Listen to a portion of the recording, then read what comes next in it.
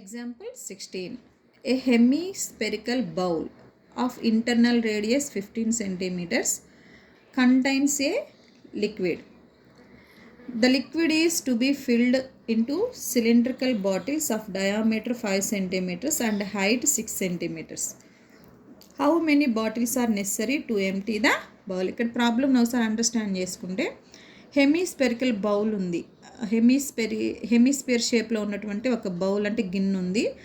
దాని internal radius వచ్చేసి 15 centimetres. ఇది హ్యాలో హెమిస్పియర్ అని ఇవ్వలేదు కాబట్టి ఇంటర్నల్ రేడియస్ అంటే మామూలుగా రేడియస్ లానే తీసుకోవచ్చు. Contains liquid. ఇప్పుడు ఈ బౌల్ నిండా కొంత లిక్విడ్ ఉంది. సో ఈ లిక్విడ్ కెపాసిటీ ఎంతో తెలుసుకోవాలంటే ఈ బౌల్ వాల్యూమ్ కనుక్కుంటే మనకి సరిపోద్ది. The liquid is to be filled into cylindrical bottles of diameter 5 centimetre. ఇప్పుడు ఈ లిక్విడ్ని తీసుకెళ్ళి దేనిలో నింపుతున్నారు? సిలిండ్రికల్ షేప్లో ఉన్నటువంటి బాటిల్స్ను ఫిల్ చేయాలి.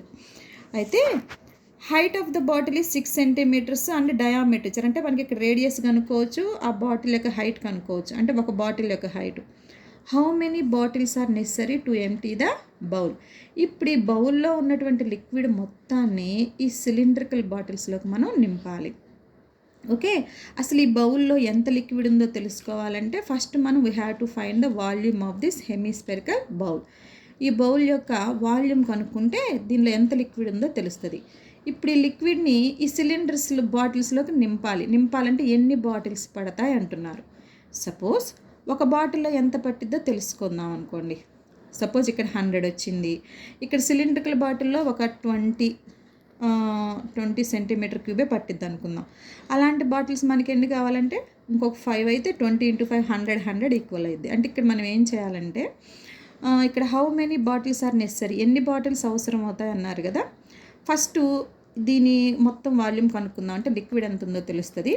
తర్వాత ఒక సిలిండ్రికల్ బాటిల్ యొక్క వాల్యూమ్ కనుక్కుంటే ఇప్పుడు suppose number of bottles X అనుకుందాం. అప్పుడు ఎక్స్ ఇంటూ దిస్ వన్ చేస్తే మనకి ఆటోమేటిక్గా తెలుసు ఈ లిక్విడ్నే దీంట్లో పోస్తున్నాం కాబట్టి దీని వాల్యూము ఈ బాటిల్స్ వాల్యూమ్ ఈక్వల్ అవుతుంది. దాన్ని బట్టి ఈ నెంబర్ ఆఫ్ బాటిల్స్ అన్న మనం ఫైండ్ అవుట్ చేయొచ్చు అనమాట. ఫస్ట్ దీనికోసం మనం the internal radius of the hemisphere, internal radius 15 centimetres. ఇక్కడ ఎక్స్టర్నల్ రేడియస్ అనేది ఉండదు, ఇంటర్నల్ అంటే మామూలు రేడియస్సే. Volume of the hemisphere 2/3 πr³ కాబట్టి మొత్తం ఎంత వచ్చింది మనకి క్యాలిక్యులేట్ చేస్తే 7071.42 సెంటీమీటర్ క్యూబ్, అంటే ఆ బౌల్లో ఉన్న మొత్తం లిక్విడ్ వాల్యూమ్ ఇది. ఇప్పుడు దీన్ని తీసుకెళ్ళి మనం సిలిండ్రికల్ బాటిల్స్లోకి నింపాలి. ఓకేనా? therefore the volume of liquid in the hemispherical bowl is equal to 7071.42 centimeter cube. Now this liquid is filled into the cylindrical bottles. Given diameter of each cylindrical bottle is 5 centimeter, that implies radius is equal to 5/2 centimeters, height is equal to 6 centimeters. Volume of each cylindrical bottle, ఇప్పుడు మనం ఒక్క cylindrical bottle యొక్క అంటే ఒక దాని volume కనుక్కుంటున్నాం. అంటే ఏంటంటే ఒక సిలిండ్రికల్ బాటిల్లో ఎంత లిక్విడ్ని మనం నింపగలము అనేది దీన్ని క్యాలిక్యులేట్ చేస్తే 117.857 సెంటీమీటర్ క్యూబ్. యాక్చువల్లీ మన దగ్గర ఉన్న లిక్విడ్ ఎంత 7071.42 సెంటీమీటర్ క్యూబ్ ఉంది. అయితే ఒక బాటిల్లో పట్టేది 117.857. అంటే ఇలాంటి బాటిల్స్ ఇంకా ఎన్ని అవసరం అవుతాయని కదా. ఇక్కడ మనకు అర్థమవుతుంది ఏంటంటే let the number of bottles that the liquid was field is equal to X. ఇప్పుడు ఆ లిక్విడ్ మొత్తాన్ని మనం నింపాలంటే ఎక్స్ నెంబర్ ఆఫ్ బాటిల్స్ అది 5 అవ్వచ్చు, 6 అవ్వచ్చు. ఇప్పుడు X value X number of bottles వచ్చి ఎక్స్ అనుకుందాం. ఇప్పుడు ఎక్స్ ఇంటూ దిస్ వన్, అంటే ఒక్కొక్క బాటిల్లో ఇంత పడుతుంది కాబట్టి 117.857 into X is equal to ఏమైంది, ఈ మొత్తం లిక్విడ్ యొక్క వాల్యూ అవుతుంది. కాబట్టి ఇక్కడ నేను రాశాను volume of the hemispherical bowl is equal to X into volume of the cylindrical bottles. ఆ రెండింటిని ఈక్వల్ చేస్తే ఇక్కడ మీరు ఇది ఈక్వల్ చేయటం కదా. ఇక్కడ X into number of bottles ఉంటుంది, దాన్ని పెట్టుకోవటం మర్చిపోకూడదు. అప్పుడు ఈక్వల్ చేసుకుంటే ఎక్స్ ఈజ్ ఈక్వల్ టు ఏమవుతుంది 7071.420. ఇది ఇటు సైడ్కి వచ్చేసరికి బైలోకి వెళ్తుంది. ఇది క్యాలిక్యులేషన్ చేసుకుంటే కనుక 60.003. ఇక్కడ 003 మనకి ఇది ఎక్స్ అనేది ఒక నెంబర్ ఆఫ్ బాటిల్స్ కాబట్టి దీన్ని మనం ఈ డెసిమల్ ప్లేసెస్ డిలీట్ చేసేసుకుంటే 60.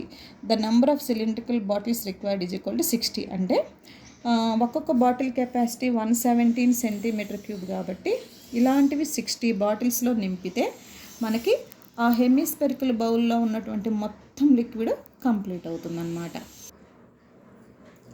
Example 17.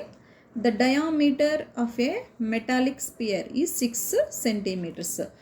Okay, it is melted and drawn into a wire having diameter of the cross section as 0.2 centimeters. ఇక్కడ ఫస్ట్ ఒక స్పియర్ ఉంది.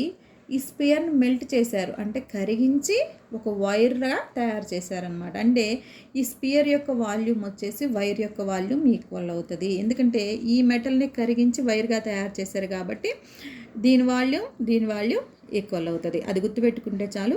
Find the length of the wire. ఇక్కడ నేను డ్రా చేశాను స్పియరు. ఓకే, దీని నుంచి మనకి డయామీటర్ ఇచ్చారు కాబట్టి రేడియస్ కనుక్కోవచ్చు. ఇది వైరు. ఈ వైర్ యొక్క మనకి the diameter of the cross section as 0.0 centimetres కదా.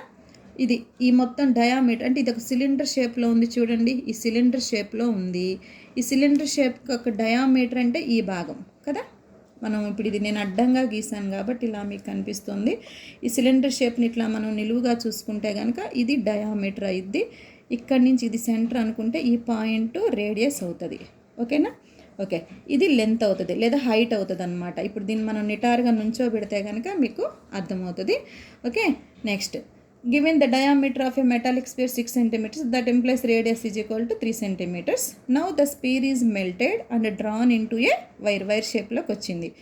The diameter of the wire 0.2 కాబట్టి diameter కాబట్టి radius ఏమవుతుంది 0.1 centimeters. Let the length of the wire is equal, length అంటేనే ఇక్కడ height. ఓకే, హైట్ అవుతుంది. Length of the wire is equal to L centimetres.